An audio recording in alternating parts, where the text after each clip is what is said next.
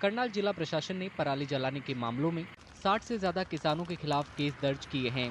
नियमों को तोड़ने पर इन किसानों के खिलाफ जुर्माना भी लगाया गया है। करनाल में अब तक 68 मामले दर्ज किए गए हैं। इसमें जो 1,10,000 रुपये का फाइन लगाया गया है। इसके अतिरिक्त 32 किसानों की रेड एंट्री कर दी गई है, जिसमें किसान आगामी 2 सीजन में सरकारी रेट पर अपनी फसल नहीं बेच पाएंगे। इसमें जिला प्रशासन द्वारा village level, sub division level, district level tehsil बनाई गई है, जो किसानों को फसल अवशेष प्रबंधन के बारे में संपूर्ण जानकारी दे रही हैं और किसानों को बता रहे हैं कि एक्सीक्यूटिव स्टाफ मैनेजमेंट और इंस्टीट्यूट स्टाफ मैनेजमेंट के तहत कैसे पराली का प्रबंधन कर सकते हैं। हरियाणा के फतेहाबाद जिले में भी पराली जलाने वाले किसानों पर भी एफआईआर दर्ज की जा रही है।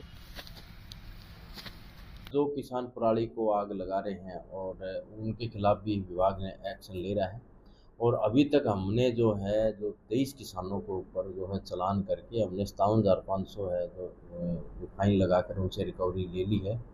और इसके साथ साथ हमने अभी तक जो 4 किसान हैं उनके खिलाफ एफआईआर भी जो दर्ज की है और ताकि जो किसान है और भी किसान है वो को इस महत्वपूर्ण कार्य को देखते हुए और इसमें आग ना लगाए। पराली जलाने पर केस दर्ज होने से किसान नाराज हैं।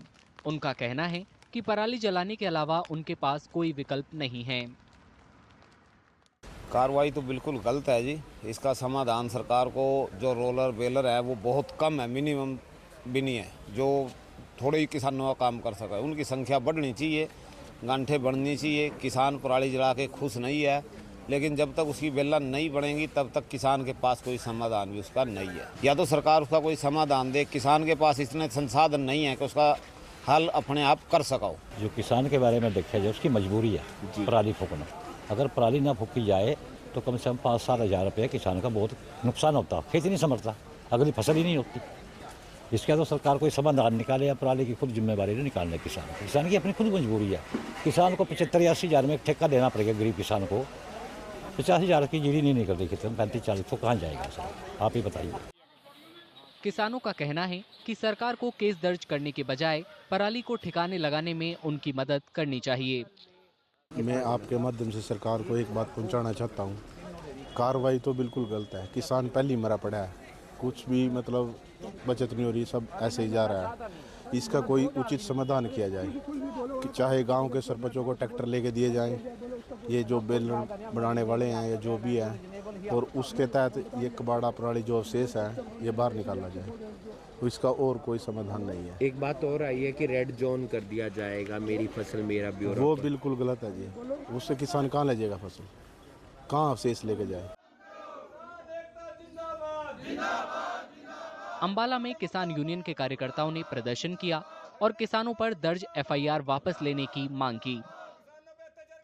प्रदर्शनकारी किसानों ने ये भी कहा है कि उन्हें प्रदूषण का जिम्मेदार ठहराया जा रहा है, जबकि औरों को छूट दी जा रही है। पराली अवशेषों का जो पोल्यूशन की बात सरकार की रिपोर्ट कहती है अभी 8% होता है। 92% फैक्ट्रियां हैं, इंडस्ट्री है, अनेकों संसाधन है जो यातायात के उनसे होता है। लेकिन हम सारा साल अपने खेत के अंदर वृक्ष लगाकर, हरी खेती उगाकर पोल्यूशन को काम करने का काम करते हैं। उसके लिए भी हमारे को कार्बन क्रेडिट का जो वो बोलते हैं मुआवजा दिया जाना चाहिए।